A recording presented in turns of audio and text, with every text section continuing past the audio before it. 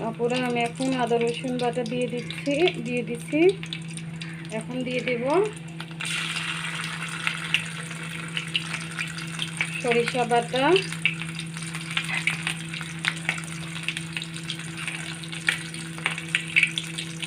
দিয়ে দেব জিরা বাটা,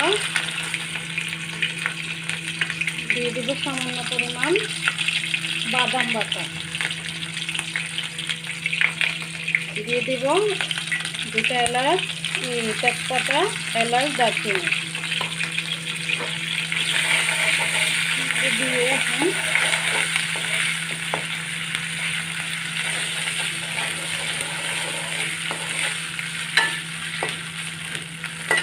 আমি একটু ভালো করে একটু পানি দিয়ে ভালো করে ভেজে নেব।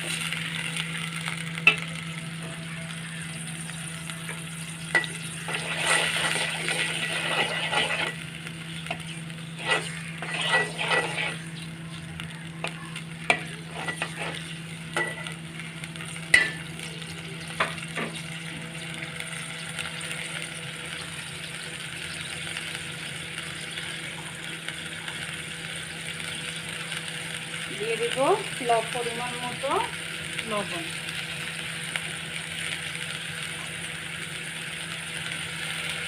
দিয়ে দেব ধনিয়ার গুঁড়া,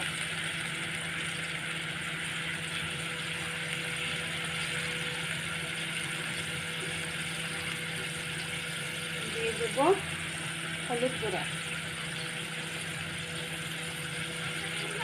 দিয়ে দেব মরিচ গুঁড়া। যেহেতু ঝাল ঝাল করে রান্না করবো একটু মরিচ গুঁড়োটা একটু বেশি দেব,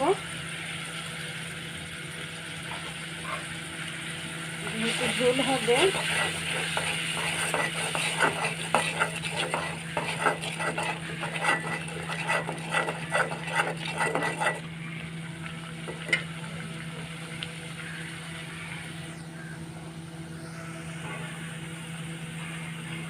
এখানে আমি আরেকটু পানি দিয়ে দেব।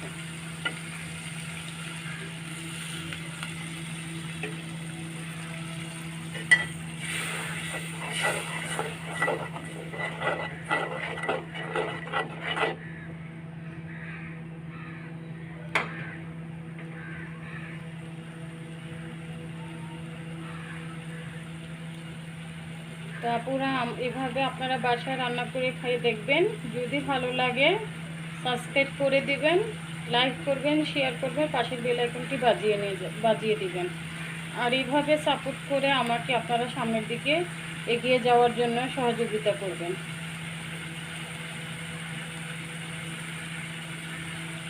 যারা আমার চ্যানেলটি সাবস্ক্রাইব করেছেন তাদেরকে ধন্যবাদ, আর যারা এখনও করেননি তারা এখন করে দিন।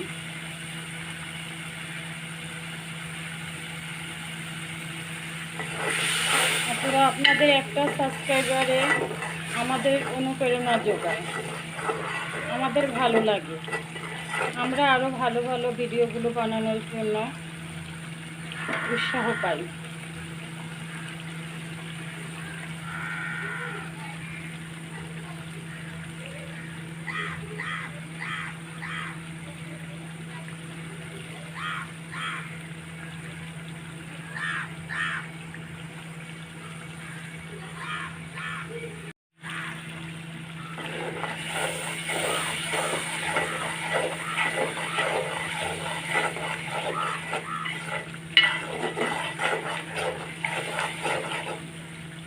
তারপরে আমার মশলাটা কষানো হয়ে গেছে। এখন আমি মাংস আলু একসাথে কষিয়ে নেব।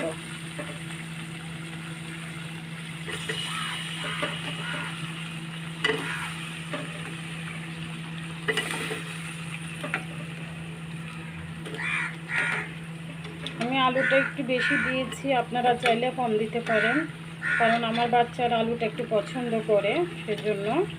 তা আপনারা চাইলে আপনাদের পছন্দ অনুযায়ী কমিয়ে বা বাড়িয়ে দিতে পারেন।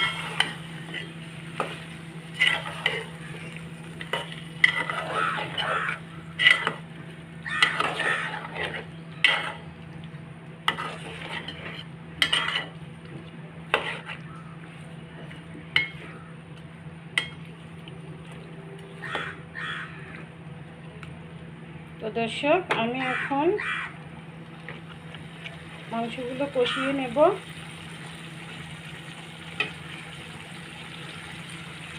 কষিয়ে কিছুক্ষণ পর ফিরছি।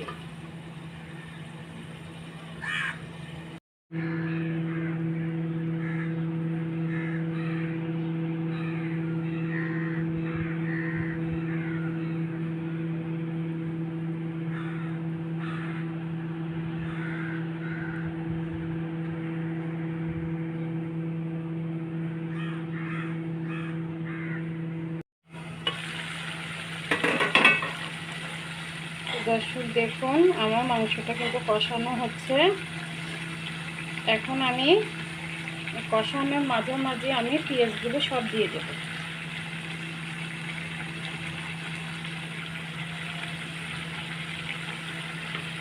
আমি কিন্তু মশলা কষানোর সময় পেঁয়াজ দিইনি, আমি পেঁয়াজগুলো এখন দিচ্ছি। যখন মাংসটা কষাবো তখন আমি পেঁয়াজগুলো দেব। এখন আমি পেঁয়াজগুলো দিয়ে ভালো করে নেড়ে চেড়ে ঢেকে দেব।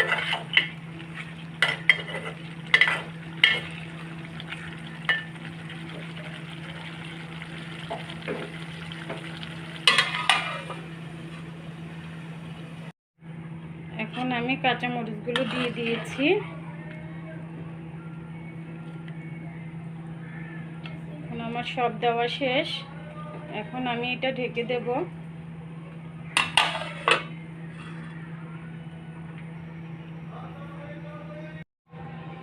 তো দর্শক দেখুন, আমার মুরগির মাংসের ঝোলটা কিন্তু হয়ে গেছে। এখন আমি ধনেপাতা দিয়ে দেব।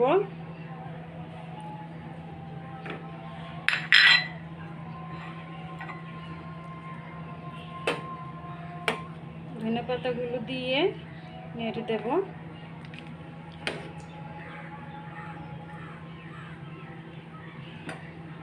তারপরে দিয়ে দেব আমি 1 চামচ জিরা ফাঁকি। এটা আমি ঘরে ভালো করে ধুয়ে শুকিয়ে তেলে ঘরে ফাঁকি করে নিয়েছি। এটা যদি মাংসের তরকারিতে দেওয়া হয়, এটা সেন্টটা কিন্তু খুব ভালো আসে। দেখুন দর্শক, আমি এখন জিরা ফাঁকিগুলো দিয়ে দেব। দিয়ে আমি এই চামচটা দিয়ে ভালো করে নেড়ে দেব। দর্শক দেখুন, আমি পেঁয়াজগুলো যে কষানোর সময় দিয়েছিলাম, সে পেঁয়াজগুলো কিন্তু খুব সুন্দর নরম নরম সিদ্ধ হয়ে এগুলো মাংসগুলোর সাথে মিশে গেছে। দেখুন দর্শক, আমার মাংসটা কিন্তু হয়ে গেছে। এখন আমি চুলাটা বন্ধ করে দেব। তো দর্শক দেখুন, আমার মুরগির মাংস, আলু দিয়ে মুরগির মাংসের পাতলা ঝোল রেসিপিটা কিন্তু হয়ে গেছে। খুবই মজাদার একটা রেসিপি, অনেক সুন্দর একটা ফ্লেভার আসছে। অবশ্যই আপনারা এটা বাসায় ট্রাই করে দেখবেন। আর যদি দর্শক ভালো লাগে অবশ্যই সাবস্ক্রাইব করবেন, লাইক করবেন, শেয়ার করবেন, পাশের বেল আইকনটি বাজিয়ে দিবেন। আর এইভাবে সাপোর্ট করে আমাকে আপনারা সামনের দিকে এগিয়ে নিয়ে যাবেন।